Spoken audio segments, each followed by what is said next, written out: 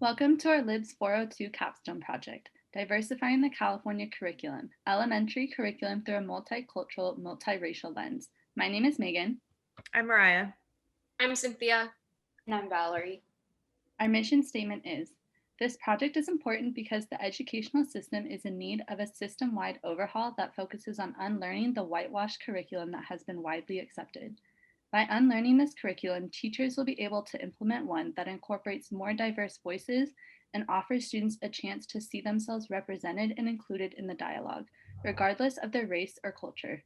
This is an important step in creating a social justice-minded society that accepts and appreciates diverse perspectives in people. Today, we will be giving an overview on the content we personally selected and created, along with how to use the website.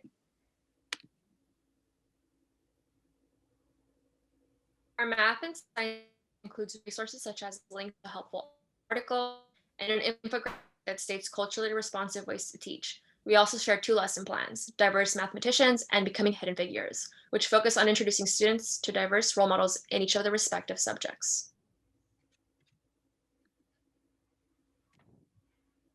Our Literacy and Language Arts section follows a similar structure.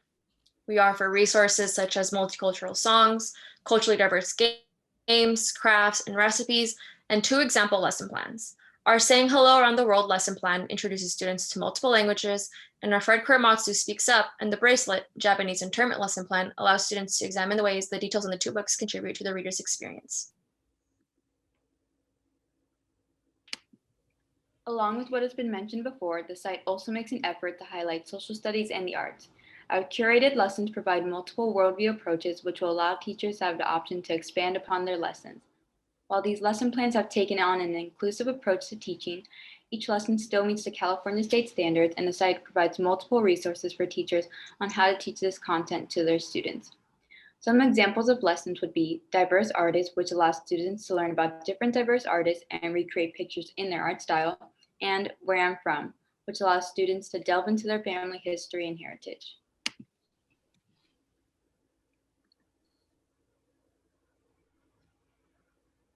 The library has 2 sections. The first section has resources that we did not include in any of the subject pages, and the second section has books that are either written by BIPOC authors or have BIPOC main characters. We personally selected some of our favorite diverse books from our childhoods to fit with themes like holidays, customs, cultures, history, and fiction, and then also included a pre-existing book list. We hope that this project gives future teachers some resources to diversify their lessons and to also just make them think more about how to reform the California curriculum to be more diverse and inclusive. Thank you. Hi, my name is Dana Basham. Hi, my name is Sage Gundlfinger. And our project title is Make Hutchins Your Home. And in the following presentation, we will explain the work that went into our final capstone project. For starters, this wasn't our original capstone project, but our professor, Kevin, reached out to us and informed us that we were experiencing our own problem within Hutchins, involved with enrollment for freshmen in the incoming fall semester. So we were asked to aid in that in any way that we could. So the first aspect of beginning our capstone project was being put into an email chain with the department chair, different staff members and professors within the Hutchins community. And we all collectively decided that doing some sort of information Zoom night would possibly be the best way to increase enrollment. And with that Zoom night, we were hoping to include current Hutchins members that professors had nominated as ambassadors so that they could then provide answers to the questions any of the incoming students had, so it felt more personal. Yeah, exactly. And we had about 9 student ambassadors that graciously gave their time to come and help either incoming Hutchins students, people who were interested in Hutchins, and even their parents. We hosted our information night on April 14th, and we actually were able to record the answers from the Hutchins students with their consent. And with those answers, we then were able to break them all down into small little tidbits of information that we then put on a website. So this website that we created is called Make Hutchins Your Home, and it is basically just an accumulation of the entire informational night. As Sage said before, everything is broken down into snippets of frequently asked questions, and there is a Hutchins program overview that Department Chair Stephanie Dyer put together. It's a quick PowerPoint presentation that basically just simply puts together what Hutchins is all about. One of the most frequently asked questions was about fall 2021, basically whether or not classes will be in person or online. So we had that answer there. And then we also included the informational night flyer that we created that was emailed out to not only the Hutchins students that were part of this night, but also the parents and interested students as well. As was stated earlier, we had 9 current Hutchins students that offered their time to answer questions about the program and offered their guidance to the possible incoming freshmen. So we have a little Meet Your Ambassadors snippet that was each ambassador, including ourselves, introducing their track and their year and just the classics, what do you like about Hutchins? And then we were asked the question of why did we each pick the Hutchins program? So we also answered that in this. We then reached out to various Hutchins students and asked for them to send us their favorite books so that we could put together a little table of books with their titles and their authors. So the incoming freshmen or people looking at the Hutchins program as an alternative for their education get a sense of the type of books that we get to read in Hutchins. So this part of our website is on the frequently asked questions, and throughout our informational Zoom night, we noticed a lot of common questions being asked. And so we hope that this can be used as a resource for future incoming Hutchins students to get these questions answered quickly. So some of the questions were, can you have a minor while in Hutchins? How do summer courses work? The Hutchins workload, the benefits of getting the California teaching credential. We then made a specific Track 3 tab because we do understand that Track 3 is a bit different from Track 2 and Track 1. And a lot of the students that were at our information night were Track 3 and they had a lot of specific questions. So we were able to take those questions as well, like what the current workload is, if they can have a minor in Track 3, and if they get their teaching credential in Track 3, when does that happen? Overall, we just hope that this website that we made can be used as a resource for future incoming Hutchins students. Hosting the informational night was really important to us, and we really got to see firsthand that there are a lot of questions that incoming students have, whether they're freshmen or transfers. So we just thought it'd be best to throw that all together into a website to be used as a future resource. Thank you everyone for listening. Thank you, Kevin, for recommending this project and letting us help. And we hope that this resource will be used in the future. Thank you. I'm Shelby Lehman. Hi, I'm Kylie Newberg. Hi, my name is Emily Hicks. I'm a Track 1 Hutchins student from Hi, so we decided to do our senior project on college problems that students face. So our first focus is for transfer students because such a large percentage of students at Sonoma State are transfers. And the system that we have in place currently is the California State University Graduation Initiative of 2025, and it focuses on more resources like additional staff and faculty, financial support, and academic preparation. And prior to this, prior to the California State Graduation Initiative, Sonoma State had similar to a mentor ambassador program that was in place. And following that, we have many resources that transfer students could use. And a main one is the email of Erica Black, the transfer student advisor. And she gave us a great interview with a lot of advice for transfer students coming into SSU. And we also included a student interview because the student perspective of a transfer student going through this right now was really important. So we included some helpful tips, any advice, and some of these challenges that they've been facing so that we can know what Sonoma State is doing really well and what we can work on as well. So the next section that we researched and dove into was current and prospective students. And so a common problem that first years have on campus is that they don't know which major or career path they want to select. And so for undeclared students, we provided these two resources. One is from the Career Center that helps you find your career path, and the other is a college major quiz that helps you find the best major for you to have in college. And so we knew that the transition into college can be tricky for some students. So we reached out to Marissa Chavez, who serves as the first and second year coordinator at Sonoma State. And they stated that there's a multitude of identities on campus, but some general problems that students face are time management and some things like that. But they also emphasize that each student's experience is very individualized and is up to their certain scenarios that they're facing.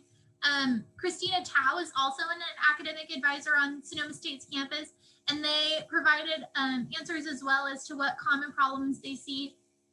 So they stated homesickness, being away from family for the first time, living with students with a different background, and financial challenges are some of the problems that they see students face.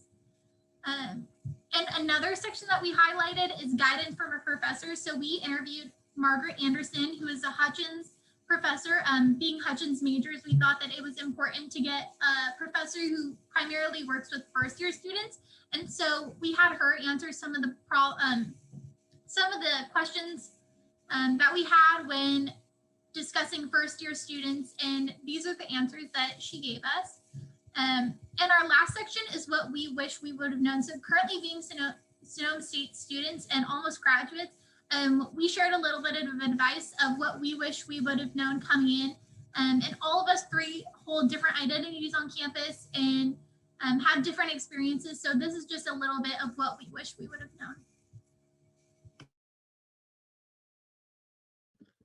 Okay, and the last section that we focused on is post-graduation. So the biggest question you get when you're about to graduate is what comes next?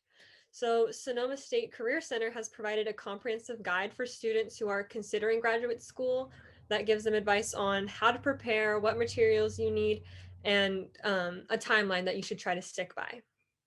These videos that we provided are from the Academic Society with Toy and Ollie. She has dedicated a part of her life to helping students navigate the transition from undergraduate to graduate school. So those are very helpful videos. And here are some what we wish we would have known from people who have gone through the process. So what they had to say about what they wish they had known. And here's an interview with career advisor Kelsey Bensky, just some things information about resources and advice for students who aren't really sure what to do or the steps to take. And then some of the resources that are available for you at SSU are Handshake and access to your career advisors. And you have these resources up to a year after you graduate as a student. And then here are some people that you can contact if you have any questions or concerns about what's next.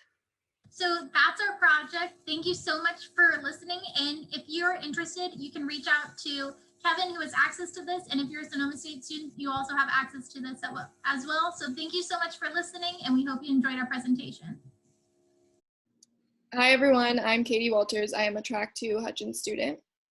Hi, I'm Lillian. I'm also a Track 2 Hutchins student. And I'm Courtney, and I am also a Track 2 Hutchins student. So for our capstone project, we decided to tackle the issue of curbing Hutchins' low enrollment numbers. The enrollment numbers for Sonoma State has significantly declined due to the repercussions of COVID-19, which in turn has meant that Hutchins' enrollment numbers have gone down significantly as well. And such low numbers have a detrimental effect on keeping the program alive. This issue was brought to our attention within the first steps of starting our own capstone project, and we recognized the urgency of it and wanted to hop on and see what we could do to help. Oops. So as for the first steps of this issue, we decided we needed to address 1, why is Hutchins such a small school study at Sonoma State? 2, how can we spread awareness about the program? And 3, how do we extend outreach on campus? Sonoma State University is already known for the small class sizes and overall low number of students. With this in mind, the Hutchins School has not been advertised as a program as much as it should.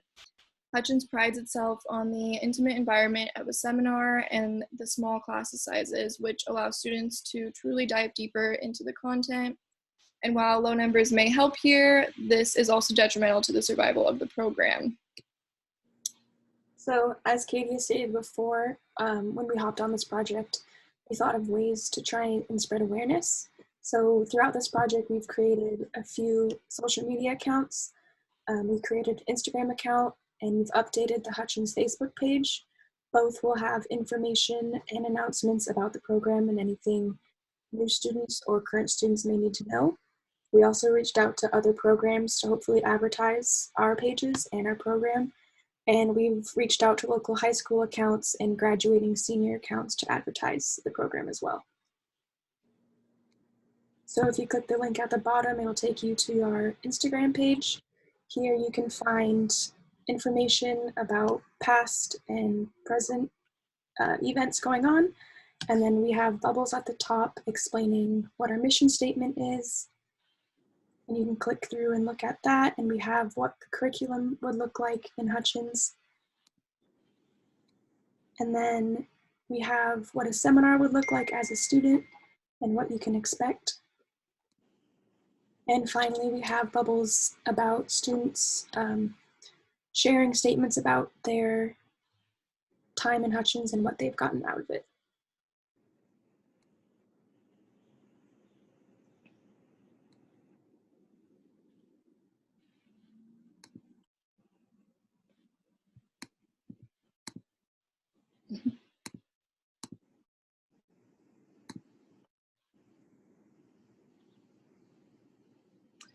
And then we also thought it was important to ask the question, how do we extend outreach on campus?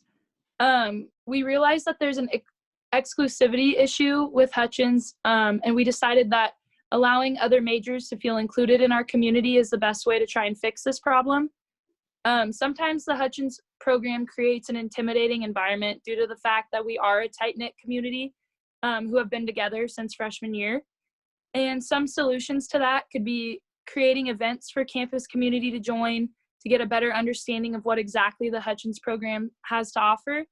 And like Lillian stated, we created social media accounts that students can follow to stay updated with the day-to-day life of our program. And then also the Sonoma State Star put out myths about the Hutchins program, and we attached the link below. And that kind of just talks about like 10 myths that have kind of been rumored around campus that have been debunked on this website.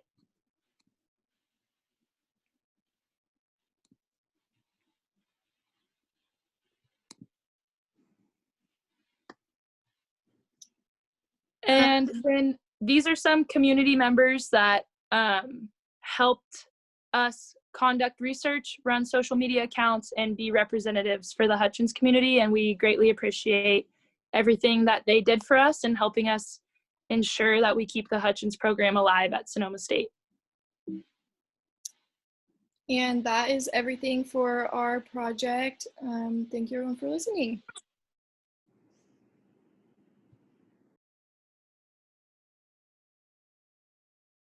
Hi, my group's problem statement is how to address mental health in the classroom. My group consists of Allie, Carly, Lauren, and myself, Bernadette. The proposed solution we came up with were outside activities, more training for educators, more awareness around the signs of mental illness and how to detect them, and reformative justice/counseling, which would be implemented rather than things like suspension for punishment. The mental health of students and the society in general has been on a decline. The need for discussion and change is completely necessary, and so we have done this project to act as a resource and guide on how to implement the discussion around mental health and to make the mental health of the students better. The solution that I'm going to be talking about when it comes to mental health being implemented into lesson plans is mental health training for educators. So for our project, we talked about how to train educators properly when it comes to mental health, different types of mental health training that could be utilized, and also tips for educators when it comes to mental health as a whole. But for today, we're going to be talking about why mental health training is important. So mental health training would help educators to recognize those signs of mental health disorders in not only themselves, but also in their own students. And it would also be a great interventional tool to help educators spot those warning signs so that their students can get the help that they need. So we actually collected a custom survey and we sent it to anonymous current teachers, and most of them claimed that they don't really get a lot of mental health training, if not at all. So with that being said, we strongly believe that this would be extremely useful to teachers so that they can be there for their students as much as they can. Hi, so restorative justice is important for schools because it teaches students that they can come together and brainstorm solutions rather than solely punishing them through suspension or expulsion. These students need to be given the tools in their toolbox to manage their emotions in a healthy way rather than just solely getting punished for acting out or misbehaving. It is an extremely valuable life skill for these students. For example, instead of suspending students for acting out, they are taught about why what they did was not okay and how to move forward accordingly. Restorative justice emphasizes the idea that punishment is not the best way of teaching lessons. It is beneficial for students to feel as though school is a safe space for them to learn and grow. And restorative justice is extremely important to provide that environment for students. This proposed solution is being aware of the signs of mental health.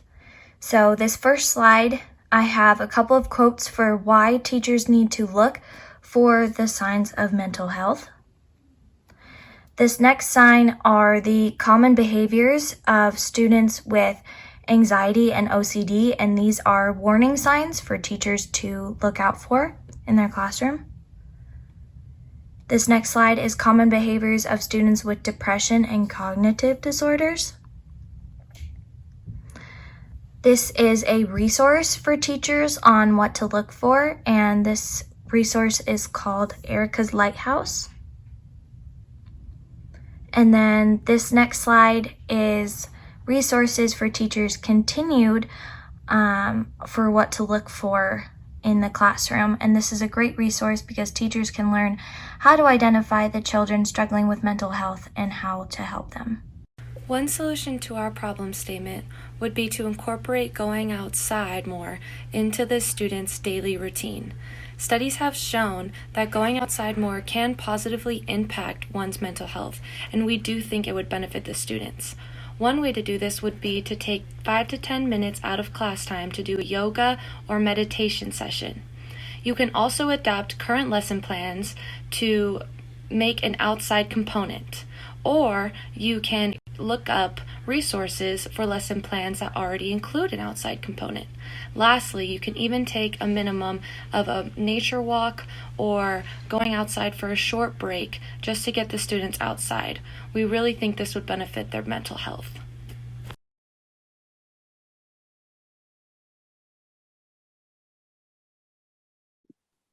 Hi there, everybody. My name is Jessica Anthony.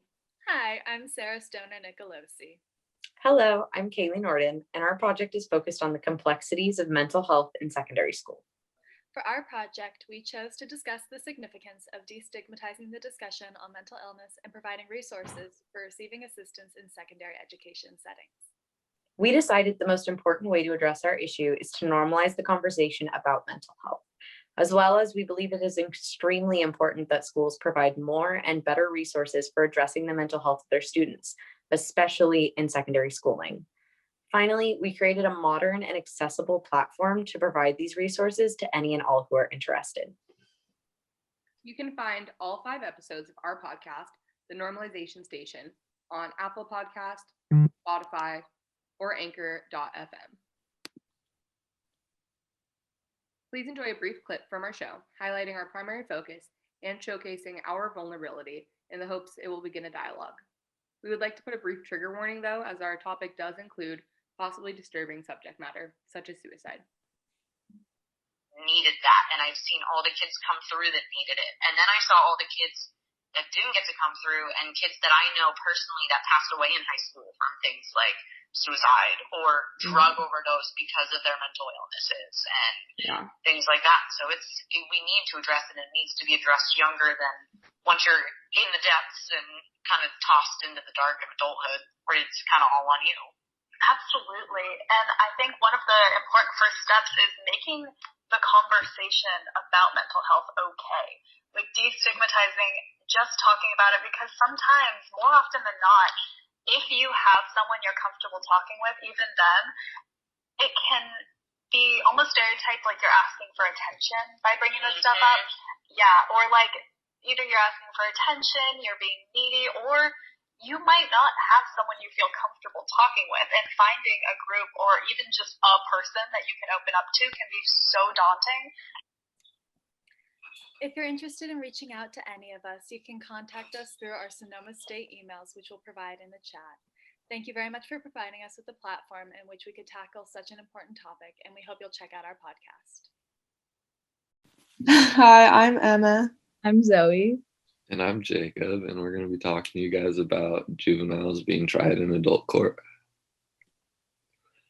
So the root of the problem is that the number of juveniles being transferred into adult court are increasing, and this is mostly a case-by-case basis. Many studies show that these juveniles are subject to mental illnesses or psychiatric disorders.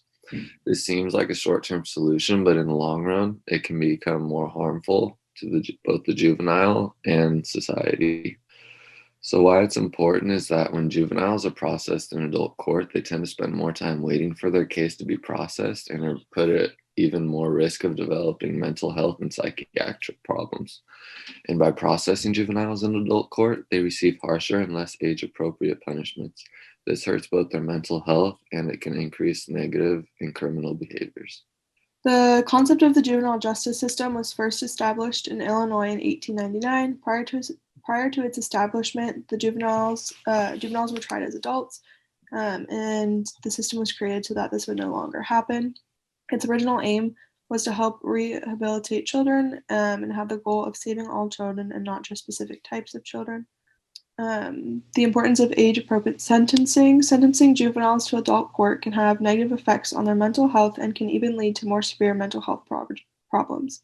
When children are being sent to adult prisons, they become better criminals instead of receiving rehabilitation. Racism and sentencing. Many juvenile offenders are predominantly males from racially ethnic minority groups. These males are more likely to be processed in adult court than non-Hispanic white youth and are less likely to receive mental health care than females or white non-Hispanic youth. So Prop 57 was a proposition in California called the Public Safety and Rehabilitation Act. And the proposition is a start for making jails about rehabilitation and not punishment. So it's about earning credits while you're incarcerated. So you can receive credits such as milestone completion credits, rehabilitation achievement credits, and educational merit credits. So here's a picture of all of the credits and milestones you can get and basically how it reduces your sentence based on if you are a risk to the community. So this is a quote about Prop 57. Achieving true public safety requires a more complex, compassionate approach than simply locking young people away for decades on end. By prioritizing the rehabilitation and reintegration of young people, Proposition 57 creates safer communities for all Californians. So we also included other solutions, so nonprofits such as the Bail Project, Young Women's Freedom Center, East Bay Community Law Center, and there's a longer list at the link that we put. A solution is legislature, so ending cash bail like they did in LA County, and Prop 57.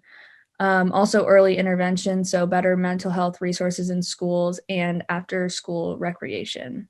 We also wrote a bill proposal. It has 3 different sections, basically underlying that no person under the age of 17 should be sentenced to an adult court unless they commit a heinous crime, and it lays out the guidelines for what a heinous crime is. And then it also encourages more funding to rehabilitation programs. So yeah, if you want to check that out, you can click on the link. And then we also have our sources and an annotated bibliography. That concludes our presentation. Thanks for listening. Hi everyone, I'm Katie Breen. I'm Malin Heike. And I'm Joseph Lande-O'Malley.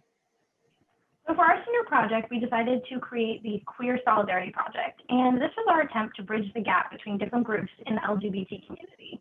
To do this, we created a website full of how-to guides that are going to be a resource for members of the queer community on how to be a good ally to each other. This website and our accompanying social media account is meant to start a dialogue amongst members of the queer community.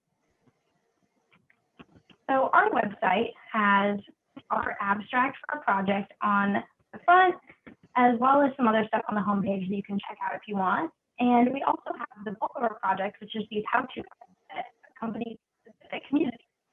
So on these guides, we have certain myths about certain sexualities and the reality of the situation.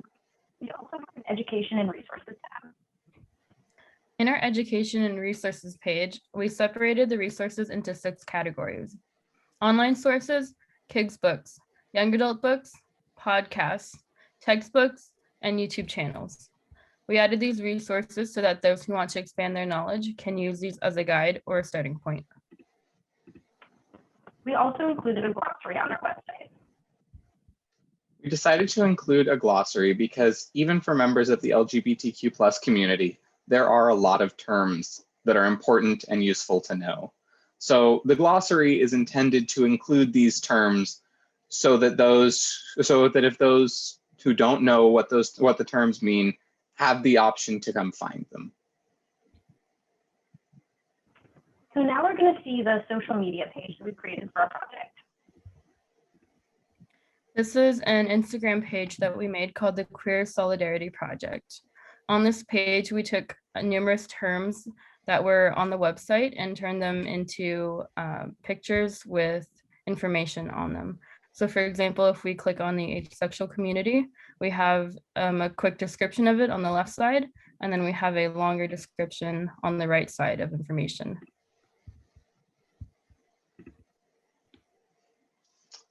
So something important to know is that this website is not meant to be the be-all end-all resource on these topics. Rather, it's intended to be a resource to begin a conversation about them. People's experiences may be different from what we've shared, and it is important to be just as respectful of those different experiences. Thank you so much, everyone, for coming to our video, and I really encourage everyone to check out our website and our social media accounts that we created. Thank you so much. Thank you. Thank you. Hi, my name is Juliana Perry. And I'm Carly Stewart, and today we're going to be addressing food insecurity in elementary schools. So we've attached our mission statement that basically describes that we're conducting research on the physical, emotional, and developmental social ramifications in food insecurity. We're mainly focusing on elementary school age kids, as we mentioned, and looking at the problems and creating solutions. And here we have attached our works cited and our contact information. If you have any questions or concerns, here's our emails below, and feel free to reach out to us. What is food insecurity? So basically we've created some bullets to point out that food insecurity could be limited or uncertain availability to food. So this could be not knowing where your next meal is or having to portion out certain meals. And a big thing to point out that after the pandemic, there's 265 million people in 2020 experiencing food insecurity. And as children, this makes it difficult for them to get food since they rely so heavily on their parents. And there's 3 different types: marginal, moderate, and severe. And why this issue is important, we have a video attached here kind of explaining the importance of food insecurity in primary age children. And as we stated before, This food insecurity leads to unhealthy levels of hunger, which can strongly affect a child's physical, emotional, developmental, intellectual, and social well-being. And we've created in each tab to kind of go more in depth on the physical, the developmental, and the social effects of that kids experiencing having food insecurity. And in these tabs, you can see each of these different things that children experience as a result of food insecurity, as Juliana just explained. So lastly, we've created some solutions and also some resources for individuals to find programs or food banks to get access to food. So we decided to focus on local first. I'm in San Diego and Carly's in Rohnert Park. So we decided to find some in San Diego and some in Rohnert Park. I've attached 2 videos. The first video on the San Diego side is a video from the San Diego Unified School District, just talking about what they're doing and how it's accessible to kids. And then for the Rohnert Park side, I attached a video from the Redwood Empire Food Bank, just kind of showing that if you're in need of food, you can go ahead and access this. So if parents are, having a struggle to get food on the table for their children, they can go ahead and access this, or kids can kind of tell their parents about this. And then I've attached some programs and assistance. I tried to include the days that they're open so people can know and go if they need to. And then we also attach some creative solutions that can be implemented into any schools. This includes fruit and vegetable gardens. So with the implementation of these gardens on school grounds, they'll be tended by students and teachers, and the food produced will be provided for kids who need healthy snacks, and then it'll also teach them how to garden.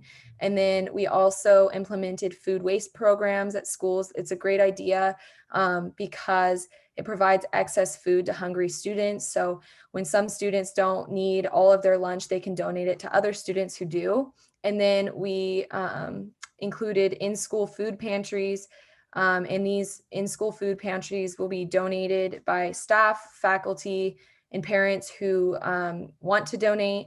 And then students who need these food items can access this food anonymously when needed. And then we also included a resource guide at the bottom of this as a solution, because there are also many different ways in any school to help the food insecurity problem on every campus. And a lot of these are through federal food assistance programs. So it's like increased funding from the government. And then here's a link for Find Meal for Kids, how to start a breakfast after the bell program, and then how to start a backpack food program. And these are basically just programs that you can implement on a school's campus that will help students who have food insecurity and give them extra food that they need so that they can have a healthy lifestyle. So this is addressing our problem and some of our solutions. This is our website if anyone wants to access it or go more in depth on this issue. Yeah, and we will attach the link to the senior showcase. And thank you all for watching. We appreciate your time and thank you. Bye, thank you. Hi, I'm Brenna Faith. I'm Lauren Coaching. And I'm Maura Mallon, and today we'll be sharing with you our senior project titled Sonoma State University Emergency Response and Support. I'm going to begin by reading you all our problem statement. College students will likely face a variety of adversities throughout their collegiate years, but Sonoma State students know this to be especially true. Most college students will face the seemingly normal adversities that come along with college partying culture, such as binge drinking or drug use. When taken excessively and or in dangerous environments, drug and alcohol use can have lethal effects on college students. For these reasons, it is crucial that collegians are equipped with basic CPR and first aid training so that they can save a life in a life-threatening situation.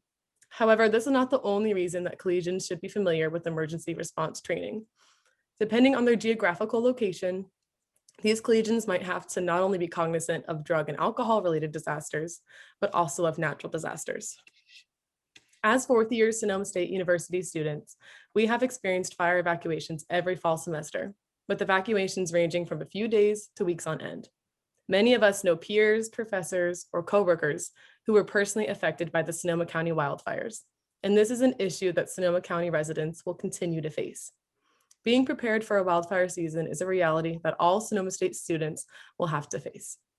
For these reasons, it is essential that our students know how to respond effectively, efficiently, and safely in a natural disaster situation that calls for an immediate response. We hope that our project serves as a resource for Sonoma State students so that they may feel more confident in their ability to perform CPR or emergency first aid. For the second part of our project, we decided to conduct a survey where we asked 82 participants to ask questions pertaining to CPR. We first started asking, what year are you? And then we continued with, if you hold a CPR certification, and we found that majority of our participants said no, which was about 37 responses. And then we continued with, does your job require CPR certification? And again, we found that 35 people said their workplace does not require a CPR certification. We continue to ask two different fields of employment. We started by asking, if you work with children, does your site require CPR certification? And we found that 33 participants said that they work with children and it is required. And then we found that 17 participants said that no, they do work with children, but it was not required in training. Then in the food industry, we found that 34 participants said that it was not required. Then we continued asking, which was our main part of our project, was about a college experience. And if you were in a life-threatening situation, would you be comfortable using CPR? And we found that 49 people said no, and 33 said yes. We think this was a huge part of our project. Then our last question was, do you feel confident in performing CPR? And we found that majority of our responses said no. Then we finally asked if they had any additional thoughts to conclude with our project so that we can add on to help individuals. Our next part of this process was creating a flyer or a poster to share our findings with the school. So we started with, can you save a life, a catchy title, and asked some basic questions about CPR, checking for a pulse, and choking, as well as the answers. At the bottom, we provided a QR code that will take you to a document that has our introduction. It has our survey results. It has where you can get certified. It also has TikToks and YouTube videos to refresh your memory. So as we talked about earlier, fire natural disasters are going to be a reality that Sonoma State University students will face every year. So we wanted to create a natural disaster evacuation guide that could be posted on campus so students can be more informed with what their resources are and what their options are when they might have to be evacuating for a natural disaster. You can find our resources on the SSU Hutchins Instagram page that was recently posted. Thank you for watching our project. Thank you. Thank you.